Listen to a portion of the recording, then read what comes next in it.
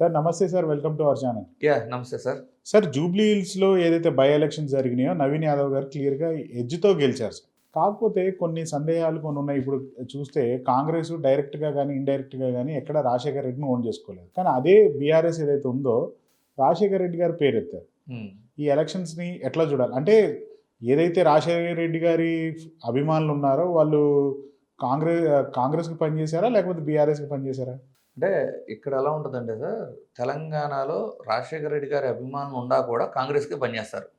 ఎందుకు రీజన్ ఏంటంటే బైఫర్గేషన్ అయిన తర్వాత కాంగ్రెస్ పార్టీ ఇక్కడ సర్వే అయ్యి ఉంది. అదే మీకు ఆంధ్రాకి వెళ్ళిపోతే ఏమైందంటే బైఫర్గేషన్ తర్వాత కాంగ్రెస్ అనేది చచ్చిపోయిందట.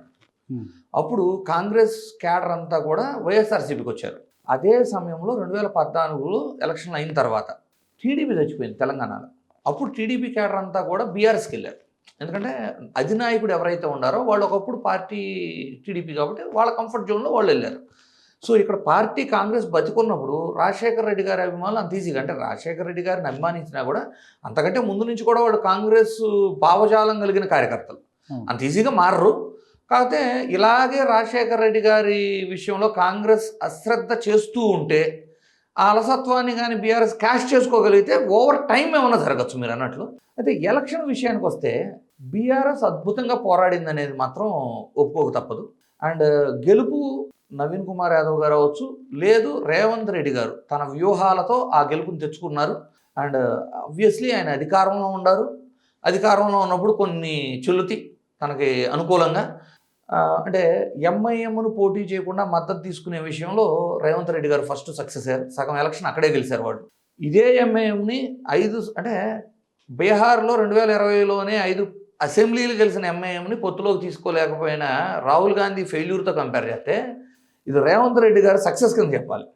అంటే ఇంకా ఎక్కువ బలం ఉన్న జూబ్లీ హిల్స్లో వాళ్ళని పోటీ నుంచి తప్పించి వాళ్ళు మద్దతు ఇచ్చేలాగా చేసుకోగలిగారు. ఇది మొదటి ఎత్తుగడ.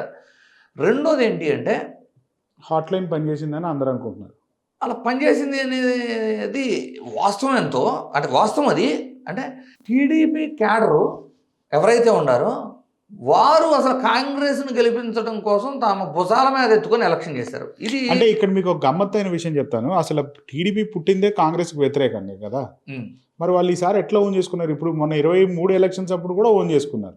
అంటే ఇది ఎంతవరకు నైతికంగా కరెక్ట్ అంటారు? అంటే ఒకటి చూడండి, అసలు ఫస్ట్ ఆఫ్ ఆల్ ఇక్కడ అందరికంటే ముందు బీజేపీ గురించి మాట్లాడుకోవాలి. బీజేపీ కాంగ్రెస్ బద్ధ శత్రువులు. దేశవ్యాప్తంగా మీరు ఇప్పుడు చెక్ చేసుకుంటే బీజేపీ కాంగ్రెస్ బద్ధ శత్రువులు. అయితే ఆంధ్రప్రదేశ్ తెలంగాణ విషయానికి వచ్చేసరికి బీజేపీ కాంగ్రెస్ కలిపి ప్రాంతీయ పార్టీని చంపేసే పనిలో ఉండే. ఓకే, ఇది అనైతికం. అంటే ఏది ప్రాంతీయ party all of sudden stand మార్చుకొని, అంటే కాంగ్రెస్కు వ్యతిరేకంగా పార్టీ పెట్టిన తెలుగుదేశం ఈ రోజున కాంగ్రెస్ కోసం పనిచేయటం కంటే కూడా అసలు రెండు జాతీయ పార్టీలు కంప్లీట్లీ భావజాలమే విరుద్ధం, సెక్యులర్ నాన్ సెక్యులర్ అనే ఎంత భావజాలానికి విరుద్ధంగా ఉండే రెండు పార్టీలు కలిసి ఏపీ తెలంగాణలో పనిచేయటం అనేది అది అసలు దారుణమైన విషయం. మీరు ఆంధ్రప్రదేశ్లో తీసుకుంటే ఇప్పుడు ప్రజెంట్ కాంగ్రెస్ రాష్ట్ర అధ్యక్షురాలు ఎవరైతే ఉన్నారో వాళ్ళు కేవలం జగన్మోహన్ రెడ్డి పతనం కోసం, జగన్మోహన్ రెడ్డి గారిని విమర్శించడం కోసం రాహుల్ గాంధీ గారు సెలెక్ట్ చేసి పెట్టిన క్యాండిడేట్. అంటే బీజేపీకి అనుకూలంగా, అంటే ఎన్డీఏ కూటమికి అనుకూలంగా కాంగ్రెస్ విధి విధానాలు, యాక్షన్స్, లేదు అభ్యర్థుల సెలక్షన్ ఉంటున్నప్పుడు మరి వాళ్ళిద్దరు కలిసి పనిచేస్తున్నట్టే కదా. అంటే ఎన్డీఏ కూటమి గెలుపు కోసం కాంగ్రెస్ అభ్యర్థులను సెలెక్ట్ చేస్తుంది అంటే డెఫినెట్లీ వాళ్ళ గెలుపు కోసం తోడ్పడుతున్నట్లు. అలాగే తెలంగాణ విషయానికి వచ్చినా కూడా ప్రస్తుతం అన్ని ఎలక్షన్లు చెప్పను కానీ ప్రస్తుత జూబ్లీ హిల్స్ ఎలక్షన్లో మాత్రం బీజేపీ పోటీదారుగా ఉన్నారు. పోటీ చేశారే కానీ గెలవాలి అనే ప్రయత్నం ఎక్కడా చేయలేదనేది నేను చాలా క్లియర్గా చెప్పగలను. ఎందుకంటే బైఫర్గేషన్ అయిన తర్వాత 2014లో ఇదే అసెంబ్లీ స్థానాన్ని టీడీపీ గెలుచుకుంది. 2014లో ఇదే మాగంటి గోపినాథ్ గారు టీడీపీ నుంచి మొట్టమొదటిసారి గెలిచారు 2014లో. అంటే టీడీపీ ఓట్ బ్యాంక్ గట్టిగా ఈ నియోజకవర్గంలో ఉంది అని చెప్పడానికి ఎంతకంటే ప్రూఫ్ ఏమో అవసరం లేదు కదా. అలాంటి టీడీపీ క్యాడర్ ఉన్న ఈ నియోజకవర్గంలో బీజేపీ అభ్యర్థి పోటీ చేసి టీడీపీ ఎన్డీఏ కూటమిలో భాగస్వామి అయి ఉండి నేషనల్ గవర్నమెంట్లో మంత్రి పదవులను అనుభవిస్తూ ఇక్కడ మాత్రం బీజేపీకి మద్దతు తెలపలా, బీజేపీ కూడా మద్దతు కోరలా. ఇంకో గమ్మత్తైన విషయం మీతో అసలు ఇది అడగాలి మిమ్మల్ని. పవన్ కళ్యాణ్ ప్రచారానికి వస్తున్నారు అది ఇది అని కూడా కొంచెం హైప్ క్రియేట్ చేశారు కదా మధ్యలో బీజేపీ. అదే సార్. తర్వాత ఎందుకు రాలేదు? అదే నేను చెప్పేది ఏంటంటే పవన్ కళ్యాణ్ గారు ఈవెన్ 2023 అసెంబ్లీ ఎన్నికల టైంలో కానివ్వండి బీజేపీ గెలుపు కోసం తెలంగాణలో తిరిగారు. స్టార్ క్యాంపెయినర్ గా పోటీ కూడా చేశారు. పొత్తులో పోటీ కూడా చేశారు. కుకట్పల్లిలో పోటీ చేసింది. అవును. అయితే ఆ టయానికి టీడీపీ అయితే ఇంకా ఎన్డీఏ కూటమిలోకి జాయిన్ కాదు. సో వాళ్ళని పక్కన పెట్టినా కూడా ఎక్స్క్లూడ్ చేసిన జనసేన తరపున ఒక సినీ గ్లామర్ ఉన్న నాయకుడిగా ఈ రోజున ఆంధ్రప్రదేశ్లో డిప్యూటీ సీఎంగా అంత సినీ గ్లామర్ ఉన్న నాయకుడు వచ్చి వాడుకోవాలి కదా జూబ్లీ ఎలక్షన్లో. అంటే బీజేపీ అటు పవన్ కళ్యాణ్ని వాడుకోవాలి, ఇటు టీడీపీ ఓటు బ్యాంక్ భారీగా ఉందని తెలిసి అభ్యర్థన చేయగా, అంటే బీజేపీ కాంగ్రెస్ గెలుపు కోసం హెల్ప్ చేసినట్టే కదా. అంటే ఇప్పుడు ఏమంటారు కాంగ్రెస్ వాళ్ళు సడన్గా ఇది మా సొంతంగా గెలిచేసాము అంటే, నేను కాంగ్రెస్ తప్పండి, ఎవరైనా గెలవడం కోసం స్ట్రాటజీ వ్యూహం అది. నేను డెఫినెట్లీ రేవంత్ రెడ్డి గారు కానీ నవీన్ కుమార్ యాదవ్ గారు కానీ వాళ్ళ స్ట్రాటజీస్ వర్కౌట్ అయినాయి. బట్ బీజేపీ గెలవాలని ప్రయత్నించలేదు. ఇప్పుడు కొంతమంది ఏమంటారు కాంగ్రెస్ వాళ్ళు, బీజేపీ గట్టిగా పోటీ చేస్తే హిందుత్వ ఓటు చీలతే ముస్లిం ఓట్ల మీద డిపెండ్ అయిన మాకు ఇంకా మెజారిటీ పెరిగిద్ది అంటారు. ముస్లిం ఓట్లు చీలియా లేదా పక్కన పెడితే 2023 అసెంబ్లీ ఎలక్షన్లో బీఆర్ఎస్కి ఏ ఓట్లు అయితే వచ్చినాయి మరలా ఆ ఓట్లు వాళ్ళు సాధించగలిగారు. సో బీఆర్ఎస్ చాలా స్ట్రాంగ్గా నిలబడినట్లు. మీకు 2023లో 80,000 ఓట్లు తెచ్చుకున్నారు, మళ్ళీ 75,000 ఓట్లు ఈరోజు తెచ్చుకున్నారు. ఒక ముఖ్యమంత్రి తనే అభ్యర్థిగా మారిపోయి 6 నుంచి 7 సభలు పెట్టి రోడ్ షోలు చేసి అంతలా కష్టపడితే వాళ్ళ ఓట్లు వాళ్ళు తెచ్చుకోగలిగారు అంటే రాబోయే అసెంబ్లీ ఎన్నికల్లో బీఆర్ఎస్ డెఫినెట్లీ కాంగ్రెస్ని గట్టిగా ఢీకొట్టబోతుంది అనేది ఈ ఎలక్షన్ యొక్క సారాంశం. అయితే బీజేపీ కానీ గట్టిగా పోటీ ఇస్తే హిందుత్వ ఓటు చీలిద్ది అంటున్నారు చూసారా. మీరు అక్కడ హిందుత్వ వరకు వెళ్ళారు, మీరు ఇప్పుడు షేక్పేట్ లాంటి ఏరియాలో ఒక్క ఓటు పడలేదు బీజేపీకి. అసలు కాదు సార్, నేనేం చెప్తా, అసలు అవి కూడా పక్కన పెట్టండి. టీడీపీ అభిమానులు సానుభూతి పరులు బహిరంగంగా కాంగ్రెస్ చేశారా లేదా ఎలక్షన్? చేశారు ఖచ్చితంగా.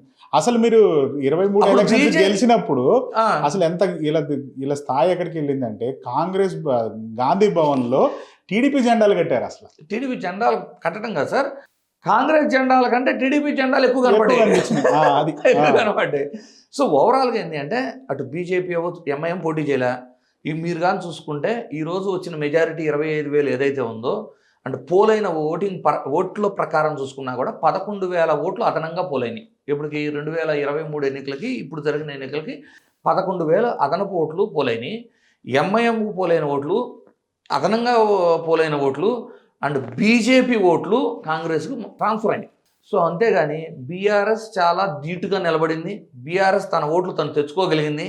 అన్ని పార్టీలు పోటీ చేసి, అంటే ఇప్పుడంటే ఒక సీటే కాబట్టి గవర్నమెంట్ ఫామ్ చేసేది, ఈ సీటు గెలుపు ఓటమును బట్టి ఎవరికి కొత్తగా ఒరిగేది ఏం లేదు కాబట్టి అందరూ డ్రాప్ అయి ఉండొచ్చు.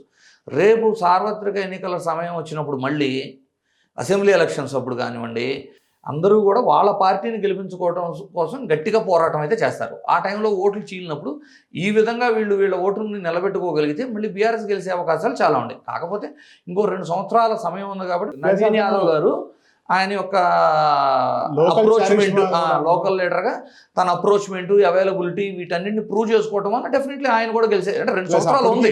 అప్పటికి ఆయన 2-3 సార్లు పోటీ కూడా చేస్తున్నాడు కాబట్టి సింపతి ఉంది, సానుభూతి ఉంది.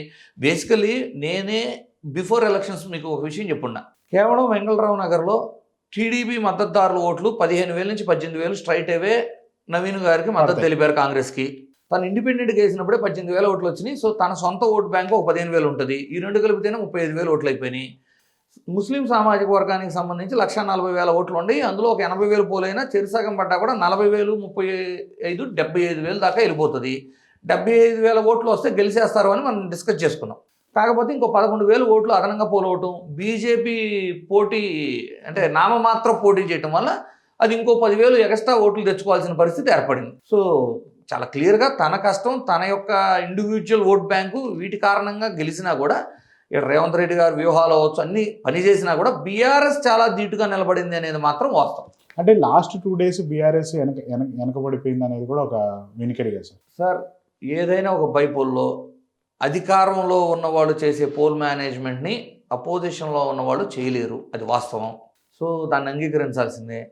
కొంతమంది ఏమంటారంటే వాళ్ళు అలా చేశారు కాబట్టి గెలిచారు, వాళ్ళు ఎలా చేశారు కాబట్టి గెలిచారు, ఇంకా పచ్చిగా చెప్పాలంటే డబ్బులు ఎక్కువ పంచారు కాబట్టి గెలిచారు అంటారు.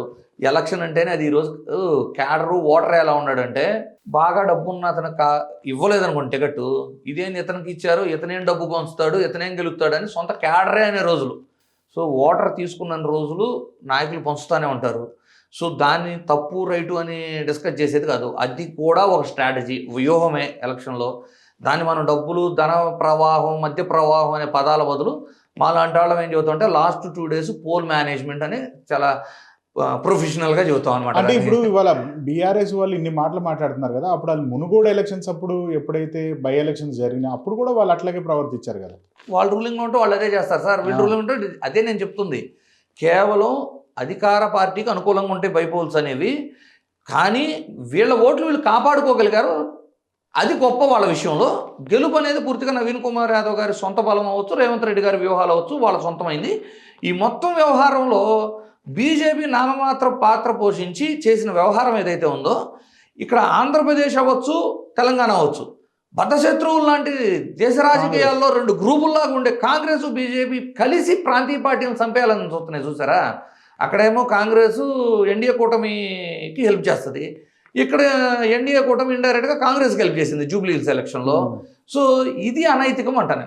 రైట్ సార్, చూద్దాం నెక్స్ట్ ఏం జరుగుతుందో ఫ్యూచర్లో. Thank you sir. వెల్కమ్.